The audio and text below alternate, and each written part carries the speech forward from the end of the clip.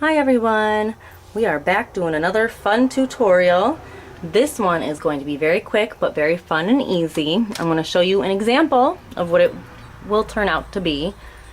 However, we are not doing a pentacle, we're doing the evil eye, but this is the project. And this is made entirely out of hot glue and paint. Okay, so let's get started. First, I'll tell you what you need for this project.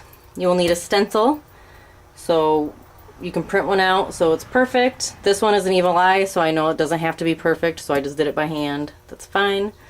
So you need your stencil, you need some tape so you can tape down your stuff. You need your paints, and you need your hot glue. And paint brushes, and a cup of water so you can switch out, and a rag to wipe off to dry off your paintbrush. And those are all very basic. So I'm going to get started. Put down some parchment. See, the thing that I like about this is it's completely made by you. Like it's almost like 3D printing, but not. But done by you. That's really cool. And this is going to be very quick and very easy. This can also be a kid-friendly project as long as it's supervised. Because obviously hot glue can burn some hands and fingers. First you do tape down your stencil. That was already taped down, that's why I'm skipping right to this. But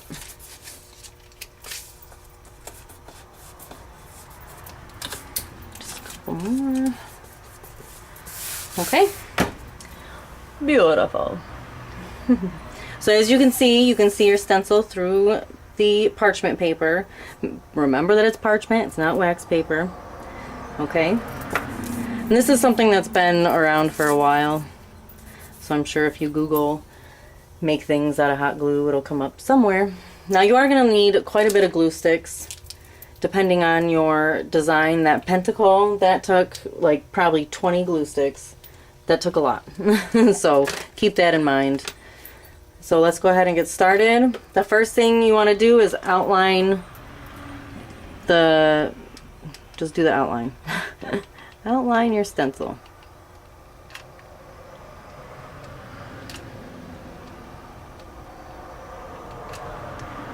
And once it's all completely dry, you will be able to tell what spots need reinforcing, like if it's too thin or whatever.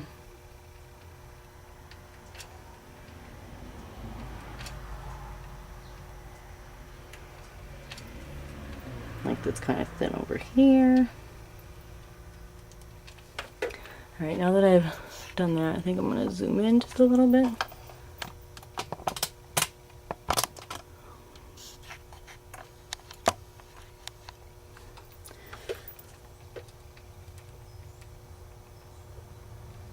And take your time. The lines don't have to be completely perfect.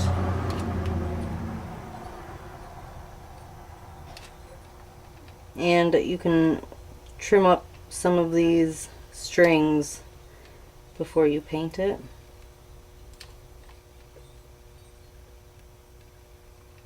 Okay, so there's the outline.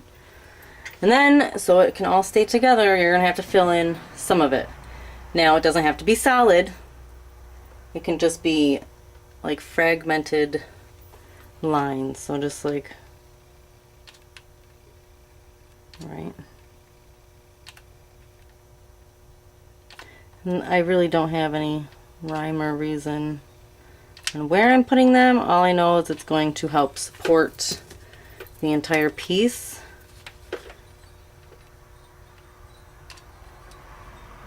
Okay.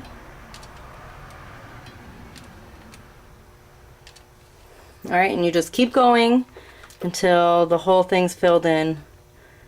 This, I want to be able to tell the difference between the colors and everything, so I'm trying to keep it as neat as possible.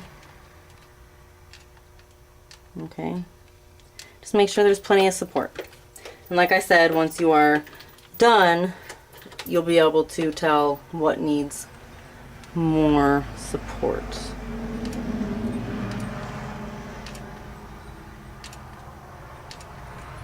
You can kind of go quick.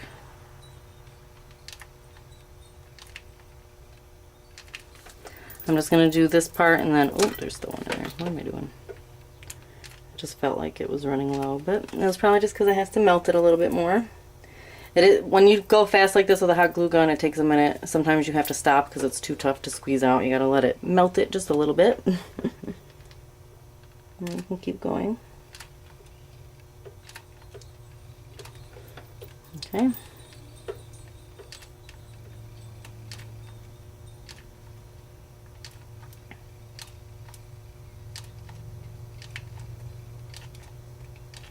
Alright, I'm not going to finish this one at the moment because I do have one that's already done, so we can just get right to painting. I'll fill this in later because you can never have too many of these bad boys, right?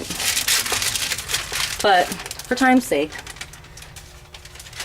let's just go right ahead and get our one that's already done. Okay, well it did just peel right off. You can see the line still. And once there's paint on there, I kind of sped up in the middle part because when I was making it, my kids were going crazy, so I had to lay down the law real quick. But you can save the parchment for next time because there's pretty much no residue on there whatsoever. So basically, you're going to want to take some of these strings off. Again, it doesn't have to be perfect, but as close to perfect as possible.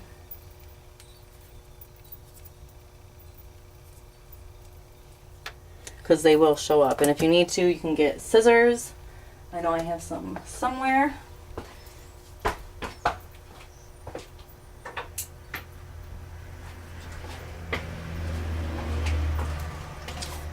Sorry, I had to get my scissors.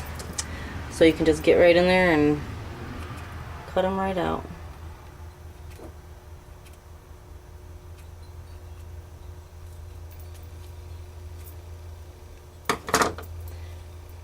Seemingly easier doing it this way.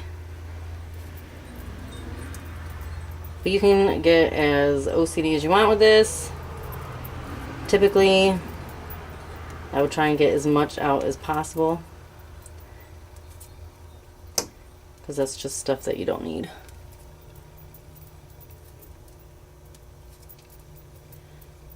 But for time's sake, we're not gonna be too picky about this, because like I said, I can finish the other one and whatever. But this is going in the shop door. One of the other symbols I did was the Ohm symbol, and I made it rainbow. You could do anything. Ham's a hand. That needs reinforcing.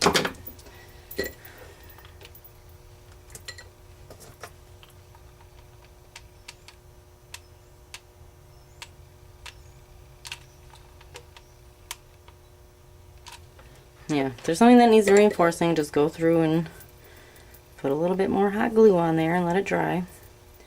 But we are going to go ahead and start painting. Just so... See, I didn't get all of it. I did not get all of it. I don't know if you can see that. But let's just go ahead and start painting so you can kind of see what direction you can go with this. So first and foremost, I'm going to start with my dark blue, because that is the outside edge.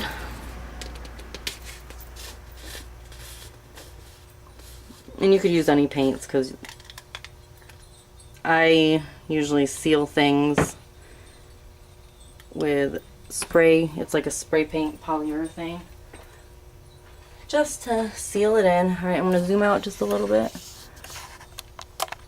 Okay.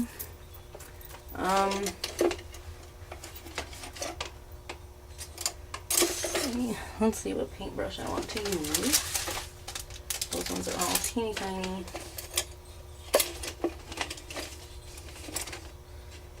Okay. We don't have many options. Okay. Let's just go ahead and start painting. And I am going to do both sides. Just for the tutorial, I'm going to do the front. And you can do this on top of whatever. I'm just so happen to be using the stencil paper, but usually you wouldn't want to do it over the stencil paper. You'd want to put, like, you could put tin foil, newspaper underneath.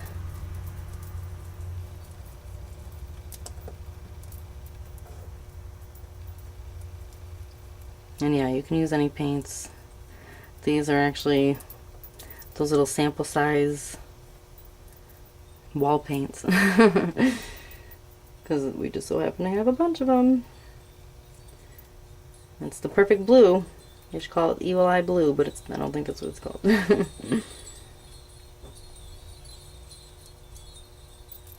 Oh, there's an ant. He's like, I'm gonna get in this video. There's a bunch of ants in here today. I don't know what's going on. I'm in the shop right now. That is beautiful blue. I like that a lot. And you can do 2 coats just to make it darker. Or you can do it light so it can be a little bit see-through. As see-through as hot glue projects can be, I guess. Okay, where's my water? I did have water.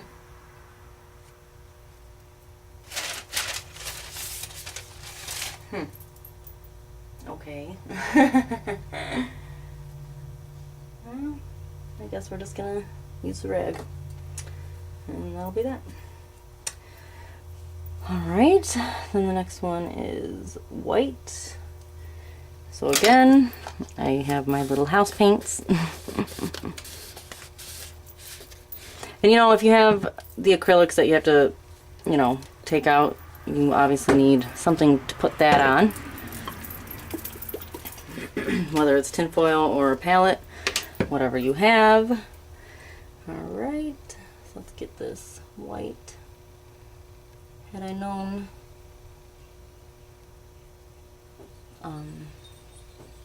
I forgot my water, I would have started with the white.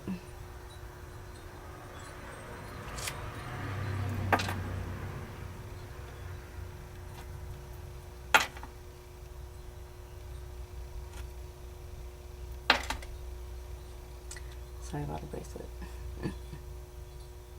And if there's some extra strings, make sure you're like moving them around so you get like under the strings. Because if you wanted to, you can go back in and get the rest of the strings. You know.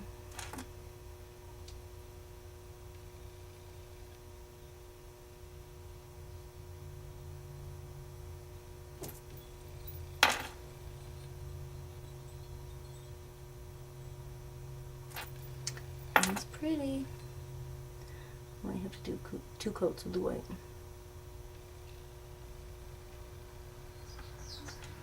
Maybe not though. Looks like it needs a little bit more glue, but I'm just gonna let that slide for now.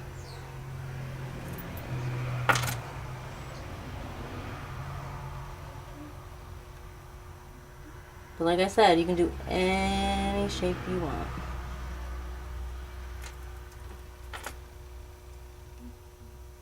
You could even do names. If you wanted to put like your kid's name on their door or something, you could do that.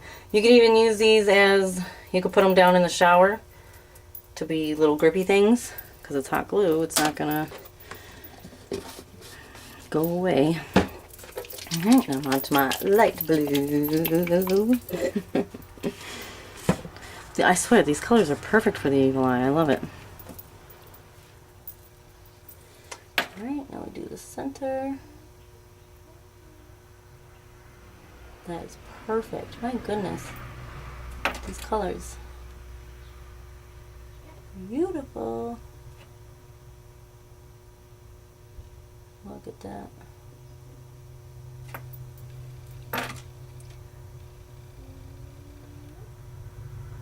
Yeah.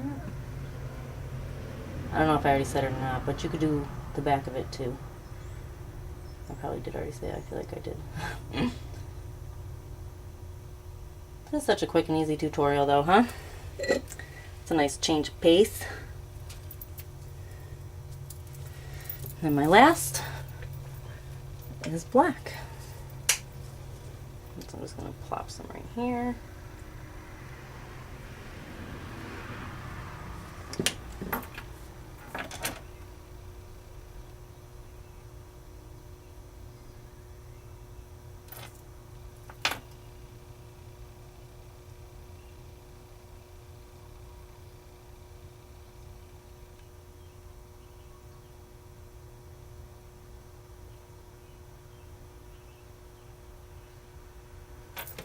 How cool. That's awesome. I like it a lot. And then you can stick like a string through it, or you can just, I don't know, put a tack through it or whatever, I guess is the best way to say it. But that's pretty much done. So look at that. Hold on one second. See? Look at that.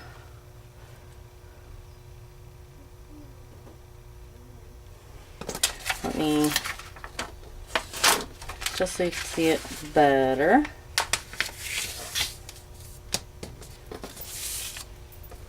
There it is. There's pretty much the finished product. Now after this, I would let it dry, and then I probably am going to flip it over and paint the back of it too. I might even add a few extra little supports in there and paint those too, just to give it some more fill. But other than that, that's really cool. And very useful as far as protection goes. Right? But I'll probably fix up like the edges of that and the edge of this just to make it a little bit more, I don't know, a little bit more better. But either way, that is the end of this tutorial. You can make some cool things out of this stuff. It is definitely a lot of fun. Get the kids involved. You know, you can make a bunch of stuff. And these can even go like on your altar as decoration too, if you have an altar. So many different things you could do. So just mess around with them. And sorry, I was picking at the string. There's a few on this one, but you can always get the strings off. And like I said, that's what I'll probably be doing to this one. But you could even make a few of them, connect them all. There's so many different ways you can go with this. I hope you all have fun with it. And if you do happen to make something from being inspired watching this video, send it to me so I can be like, oh, how cool. I'm actually helping someone make something. You know, that's what I'm here for. And I like to see it. So make sure you guys are subscribed to the channel so you can get up-to-date videos, and make sure you're getting notifications too. So if we add something new, you will get notified.